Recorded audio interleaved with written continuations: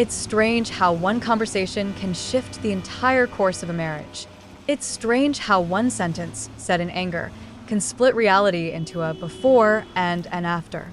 And yet, here I am, staring at the wall, remembering the exact moment when my husband looked at me and said the word divorce. What he didn't know, what he couldn't have known, is that I was ready to agree. And what happened after my agreement? Well, let's just say it wasn't what anyone would expect. I can't tell you everything yet, not without walking you through the storm that led us here. But I promise, by the end, you'll know exactly why I'm writing this with shaking hands. The night started like many others. Another argument, another clash of freedom versus responsibility. He, my husband of 12 years, the father of my children, believed he was entitled to nights out whenever he wished. I, his wife, the mother who rarely stepped foot outside unless it was for groceries or school runs, was expected to ask for permission like a child. "Why do you always make it a problem when I want to go out?" he snapped, shoving his wallet into his jeans. I folded my arms, my heart thudding. "Because you're not just some single guy anymore, Chris. You're a husband, a father. Someone has to be here with the kids." He rolled his eyes. "And that someone always has to be me?" I bit down on my lip so hard I tasted blood. "They're your children too. It's not babysitting, Chris. It's parenting." The word parenting always triggered him. I don't know why. Maybe because it highlighted the fact that he saw his own kids as a chore. He grabbed his keys, the clinking sound echoing through the living room. "I'm sick of this. You never let me breathe." I clench my fists. "And I'm sick of being trapped here while you act like you're 20 again." His head snapped toward me, eyes blazing. "Maybe I should just leave. Maybe I should just end this." "Divorce. How about that?" "You want that?" There it was. The word. The one word I had thought about in silence, in late-night tears, in whispered confessions to my reflection. "Yes," I whispered, before I could stop myself. His face twisted. "What did you just say?" I lifted my chin. My hands were trembling, but my voice, my voice came out steady. "Yes, I think we do need a divorce." Silence.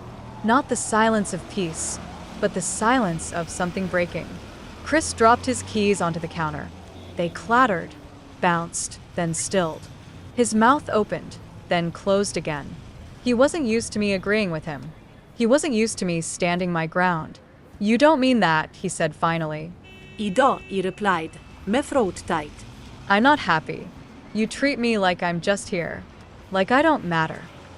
His eyes narrowed. "So this is my fault." I laughed bitterly. "Everything's always someone else's fault with you, isn't it? Never yours. Never the nights you leave me alone with 2 screaming kids while you drink with your friends. Never the times you call it babysitting when you watch your own children." He scoffed. "You make me sound like a monster." I swallowed. "You're not a monster. But you're not a husband anymore either. At least not the kind I need." The moment the words left my mouth, I felt the air in the room shift. He realized then that I wasn't bluffing, that I wasn't just threatening, that I wanted out. Later that night, as we sat in the dim light of the kitchen, he asked the question that would unravel everything. "Why?" "Because I'm not happy," I said simply. "And I haven't been for a long time." He leaned forward, his voice sharp. "So, what? This is all me? You're perfect and I'm the villain?" I shook my head. "No one's perfect. But I can't live like this anymore." And then, God, I'll never forget it. He looked at me with tears brimming in his eyes and said, "If you leave me, I'll kill myself." For a second, I thought I misheard. "Chris," I whispered, my chest tightening. He leaned back in his chair, running his hands through his hair. "I'm serious. I've thought about it, planned it. If you leave me, I have nothing left. Nothing." My stomach dropped. This wasn't just anger. This was darker. But was it real? Or was it just another way to control me? "Don't say things like that," I begged. You can't put that on me." "I'm not putting it on you," he shot back. "I'm just telling you the truth." The truth. Or manipulation disguised as truth. That night, I barely slept. I lay in bed staring at the ceiling while he snored beside me. My mind spun in endless circles. If he was serious, if he truly meant it, then leaving him meant his death. Could I live with that? But if he was lying, if this was just a twisted game to keep me tethered, then I was living in a prison built on guilt. And either way, I was trapped. The next morning, he acted as if nothing had happened. He made coffee. He kissed the kids on the head. He asked me if I needed milk from the store. I stared at him like he was a stranger. Are you okay? I asked. He smiled, that easy smile he used on everyone else but rarely on me. Of course. Why wouldn't I be? Because 12 hours ago, you told me you planned to end your life. But I said nothing. Days turned into weeks, and his words hung between us like smoke. Some mornings he was kind, attentive, almost the man I married. Other nights, he snapped, slammed doors, disappeared for hours. Every argument ended the same way. If you leave me, I'll kill myself. I started to wonder if he believed it, or if he just enjoyed watching me flinch. I confided in my sister one evening, whispering into the phone while the kids slept. He said he'll kill himself if I leave. I told her. There was a pause on the other end. Then, that's manipulation, Sarah. He's trying to control you, but what if he means it? My sister sighed. Then he needs therapy, not you sacrificing your life for him. You can't save him by staying miserable. I pressed my forehead against the cool glass of the window. What if he does it, and it's my fault?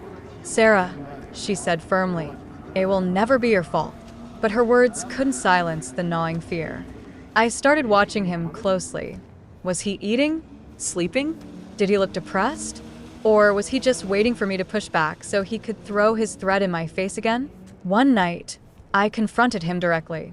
Chris, I said quietly, when you tell me you'll kill yourself, do you mean it? He didn't even look up from his phone. I told you, yes. Then you need help. Professional help. He scoffed. I don't need a shrink. I need my wife not to abandon me. That's not fair, I whispered. Life's not fair, he muttered, scrolling through his messages. It was then I realized something. Whether or not he meant it, he was using it to keep me silent, using it to keep me here. And I had a choice to make. The night after that explosive fight didn't feel like a night at all. It felt like some suspended twilight where my mind refused to shut down, and every corner of the house reminded me of the crumbling foundation beneath my marriage.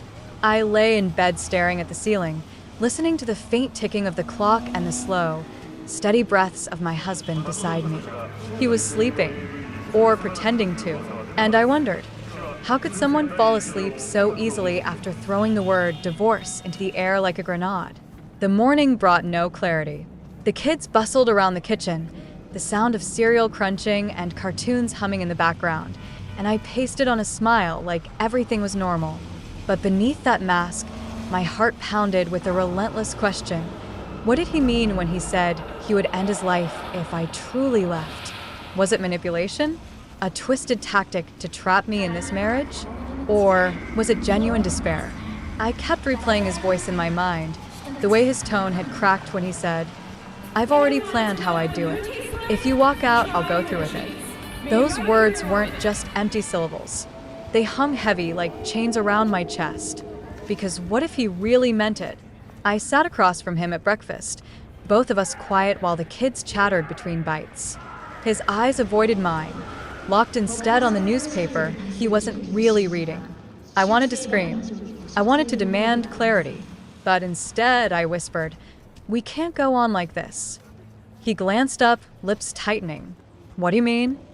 You say you want a divorce 1 minute, then threaten to end things the next. I can't even tell what's real anymore. His eyes flashed. You think I'm joking? You think I'm making that up just to scare you? I clenched my jaw. I think you're trying to control me. Silence. The kids were laughing at the TV in the living room, unaware of the battlefield forming in the kitchen. He finally set the paper down, leaning forward. You don't get it. If you leave me, I won't survive. You're my reason for living. Without you, there's nothing. The weight of his words pressed down on me like a suffocating blanket. But it wasn't comforting.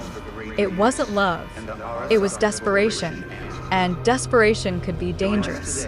Later that day, I sat in my car outside the grocery store, unable to force myself inside. My hands shook as I gripped the steering wheel, replaying everything he'd said. Was I responsible for his life? For his choices? Was I a prisoner to his threats, forced to stay no matter how unhappy I was just to ensure he wouldn't hurt himself? I thought about counseling, about calling someone, maybe his brother, maybe even a professional. But then I imagined his rage if he found out I'd shared his threat with anyone. Would he follow through just to prove me wrong? I texted my best friend, Anna. I don't know what to do anymore. Her reply came fast. Tell me everything, right now. So I did. Sitting there in the car, tears streaming down my face, I typed out every detail. The fight, the divorce, the threat, the sleepless night. And she responded with words that made my stomach twist. That's manipulation. Classic control tactic. He's trying to scare you into staying. But what if she was wrong? What if I left and he really did it? That evening, he came home later than usual. The kids were already in bed, and I sat at the kitchen table nursing a cold cup of tea. When he walked in, he looked tired, but his eyes scanned the room like he was searching for clues. You didn't call me, he said. You didn't check in. I blinked. Do I have to? He narrowed his eyes. After everything I said last night, yeah, you should care enough to check in. My throat tightened. I do care, but I can't live every second terrified that you'll hurt yourself if I don't do exactly what you want. His voice rose. So, you don't care. You want me gone, don't you? I pushed back my chair, the legs screeching against the tile. No. I just want to breathe. I want a marriage where I'm not walking on eggshells every single day, where I can go out with friends without asking for permission, where I'm your partner, not your prisoner. His face hardened, then crumpled. You don't understand how much I need you. And there it was again, that crushing cycle of guilt. He needed me. But what about what I needed? The days blurred together after that. Arguments spilled into every corner of our lives. Who picked up the kids, who paid which bill, who was allowed to go out, and who wasn't. But beneath it all, his threats simmered like a constant undertow, dragging me down no matter how hard I tried to keep my head above water. One night, I confided in Anna again. What if he actually does it? What if I'm the reason?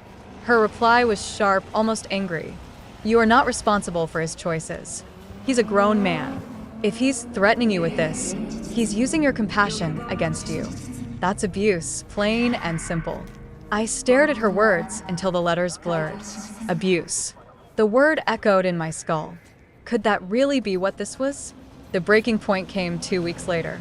I'd gone out with Anna for coffee. Just 1 hour of freedom, 1 hour of laughter that didn't revolve around walking on eggshells. When I came home, he was waiting in the dark living room, his face illuminated only by the glow of the TV. Where were you? He asked flatly. I swallowed hard. I told you. Coffee with Anna. You didn't answer your phone. I didn't hear it ring. His jaw clenched. You don't care if I live or die, do you? I froze. There it was again, sharper this time, wielded like a weapon. I took a step back, my heart hammering. This isn't love, I whispered. This is control. He stood, his shadow stretching across the room. You walk out that door again, and I swear it'll be the last time you see me alive. My blood ran cold, because in that moment, I wasn't sure if it was a bluff anymore. The next morning, I woke up with my heart still racing from the night before. His words echoed in my head like a curse. You walk out that door again, and I swear it'll be the last time you see me alive. I stared at his sleeping face beside me, and for a terrifying moment, I couldn't tell if he was the man I once loved or a stranger who had slowly taken his place. Love wasn't supposed to feel like this. It wasn't supposed to feel like being trapped inside a burning house, too afraid to leave because someone else might get hurt. When I got up to make breakfast, he followed me into the kitchen, his eyes red-rimmed, his voice softer than it had been in weeks. I'm sorry, he said, sliding into the chair. I didn't mean to scare you. I can't lose you. I froze with the frying pan in my hand. Part of me wanted to believe him. Part of me wanted to run. Do you even hear yourself? I asked, my voice barely above a whisper. You tell me you want a divorce, then you tell me you'll die if I leave. Do you have any idea what that does to me? He lowered his gaze, shame flickering across his face. I know. I'm a mess. But I love you. Can't you see that? I shook my head slowly. This isn't love. This is fear. That night, after the kids went to bed, I found myself sitting at the kitchen table with my laptop open, searching things I never thought I'd have to search. What to do if your partner threatens suicide to stop you from leaving. Emotional manipulation in marriage. How to get out safely. Every article I read said the same thing. His threats weren't my responsibility. That I couldn't let myself be held hostage by fear. That I needed a plan. But a plan felt impossible. Because how do you plan an escape when the walls of your life are built around someone else's fragility? The following week, I reached out to a therapist secretly. I used my lunch break at work, sitting in the privacy of my car, and dialed the number with shaking hands. When the woman on the other end asked what I needed, the words tumbled out before I could stop them. My husband, he says he'll kill himself if I leave him. There was a pause. Then, calm but firm, she said, that is not your burden to carry. That is manipulation, whether he realizes it or not. You need support, and you need to protect yourself. Her words sank deep into me like seeds, though doubt immediately tried to choke them out. What if she was wrong? What if I walked away and he really did it? One evening, Anna came over while he was working late. She looked me straight in the eye and said the words I'd been too afraid to say aloud. You need to get out. I shook my head, tears burning my eyes. I can't. If he actually goes through with it, I'll never forgive myself. Anna grabbed my hands. Listen to me. If he really is suicidal, then he needs professional help, not you being trapped in a marriage out of fear. And if he's saying it just to control you, then staying is only feeding the cycle. Either way, you can't fix this by sacrificing yourself. Her words hit me like a tidal wave. For the first time, I saw the truth in them. I wasn't saving him. I was drowning with him. The next fight came on a Friday night. I had told him I wanted to spend Saturday morning with the kids at the park, just the three of us. He immediately tensed. Why just you? Why not all of us? Because I want some time with them, I said gently. It doesn't mean I don't want you there. I need a little space. His face darkened. So, you're planning to leave me again. Is that it? My throat tightened. No. I'm not leaving. I just want one morning. He slammed his fist on the counter, making me jump. You think you can just take my kids and walk out the door? If you do that, I swear I'll... He didn't finish the sentence. But he didn't have to. The threat hung heavy in the air, unspoken but razor sharp. That night, I couldn't sleep. I lay awake staring at the ceiling, every nerve in my body on fire. I realized something that chilled me to the bone. If I didn't make a plan now, I might never get out. I thought about the kids, about the life I wanted for them. One where laughter filled the house instead of fear. One where they didn't grow up thinking love meant control and threats. I thought about myself, about the woman I used to be before this marriage drained me dry. And in that quiet, suffocating darkness, I made a decision. I was going to leave. Not tomorrow, not next week, but soon. And I would do it safely. The following days became a blur of secret preparations. I opened a separate bank account. I started setting aside small amounts of cash. I spoke to the therapist again, who connected me with a support group. And I confided more in Anna, who offered me her guest room if things ever spiraled out of control. But despite all my planning, every time he walked through the door, my heart seized with fear. Because one wrong word, one wrong move, and everything could come crashing down. One night, after another tense argument, he broke down crying in the living room. He collapsed onto the couch, burying his face in his hands, sobbing like a child. I don't want to lose you, he choked out. You're all I have. If you leave, I'll have nothing. And I stood there, frozen, torn between compassion and exhaustion. A part of me wanted to comfort him, to hold him the way I used to. But another part of me, the part that had been quietly growing stronger, screamed that I couldn't let his pain chain me anymore. So I whispered, barely audible, "You need help. Real help. Not me staying out of fear." He looked up at me then, his face streaked with tears, and for the first time, I saw something I hadn't seen before. Not just desperation, but anger. Cold, sharp, and dangerous. The tension reached a breaking point 2 days later. I had just put the kids to bed when he cornered me in the kitchen, his eyes wild, his voice trembling. "Tell me the truth. Are you planning to leave me?" My blood ran cold. I forced myself to stay calm, to steady my breathing. No, primelit. "I'm not planning anything." But he studied me like he could see straight through the words. And then he whispered, his voice low and chilling, "If you ever try, I'll make sure you regret it." That was the moment I knew. I wasn't just dealing with threats anymore. I was in danger. I never thought the night would end like this. My husband sat across from me, his eyes bloodshot, his fists clenched, and the words he had spoken still echoed in my skull. "If you leave me, I'll end it all." That threat wasn't just lingering in the air. It had soaked into every corner of the room, like smoke you couldn't breathe through. I should have been terrified for him. But instead, I felt this eerie clarity.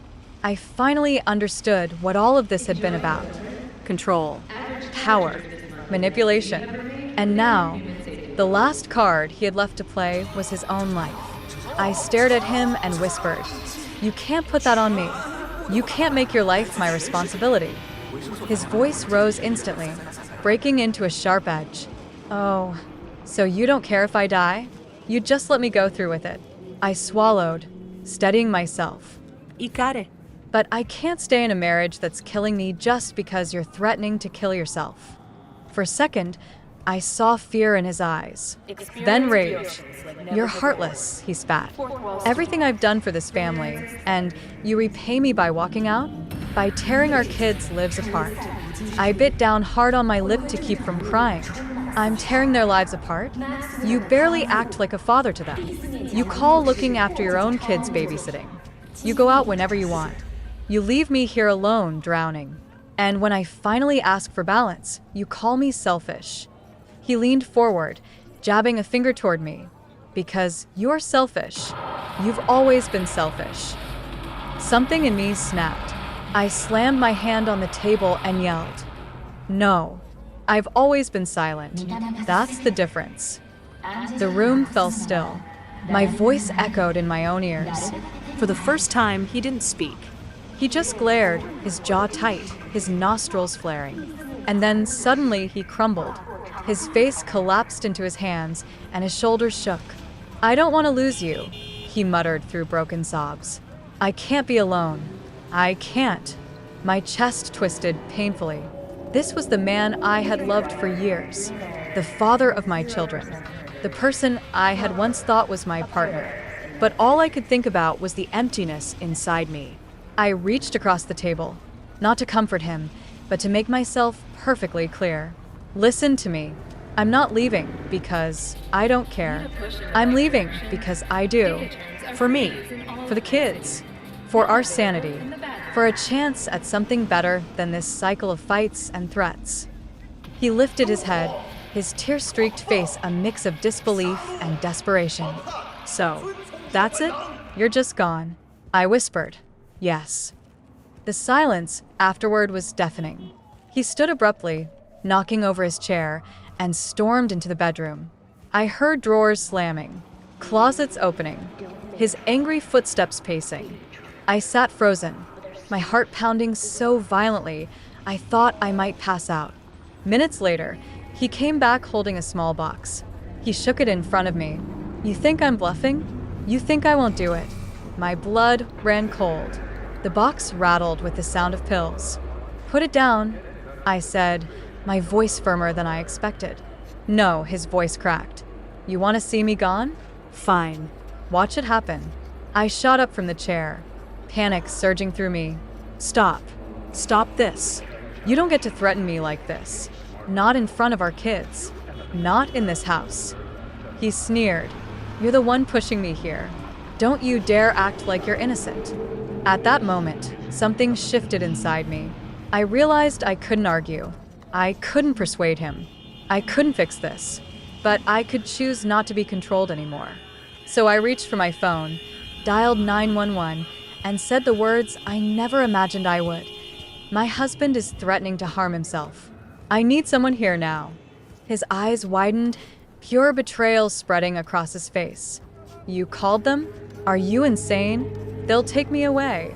Tears blurred my vision, but I kept my voice steady. I can't let you do this. Not in front of me. Not in front of our kids. Not ever. The sirens came faster than I thought. Red and blue lights flashed outside the window, bathing our living room in chaos. He was pacing, shouting, cursing my name when the officers entered. Sir, we need you to put that down. I'm not going anywhere, he barked, clutching the pill bottle like a weapon. The officers surrounded him, speaking firmly but carefully. Eventually, after what felt like an eternity, he collapsed into their arms, sobbing, the pills falling harmlessly to the floor. They took him away that night, not in handcuffs but in care. And I just stood there, shaking, as the door closed behind them. The house was silent again. But this time, it was the kind of silence that felt final. I sat down on the couch, hugging myself, and for the first time in years, I allowed myself to breathe. I thought about the kids, sleeping upstairs, blissfully unaware of the storm that had just passed through their lives. I thought about the years I had spent walking on eggshells, silencing my own needs, sacrificing every part of myself just to keep the peace. And I thought about the moment he had threatened to end his life, to stop me from leaving. That was when I knew, truly knew, that there was no going back. The days that followed were a blur. Social workers, family calls, counseling sessions, lawyers. Everyone had an opinion. Some said I should give him another chance, that he needed help and support. Others told me I was right to draw the line, that staying would only teach the kids that manipulation equals love. I listened. I nodded. But deep down, I already knew my decision. I filed for divorce. The final conversation we had before I left the house for good was short. He sat on the edge of the bed, pale and hollow from the hospital stay. His voice was low, defeated. So that's it. You're done. I held my ground. Yes. I'm done. He looked up at me with eyes that were almost childlike. And what about me? What am I supposed to do without you? I whispered. Learn to live for yourself. Not through controlling me. Not through threats. Just yourself. He turned away, silent. And I walked out the door. Now, weeks later, I sit here writing this confession, wondering if people will think I'm cruel. Maybe some will say I abandoned a broken man. Maybe others will call me brave. But the truth is, I didn't leave because I stopped caring. I left because caring had started to destroy me. And sometimes, survival doesn't look like saving someone else. Sometimes, survival looks like saving yourself.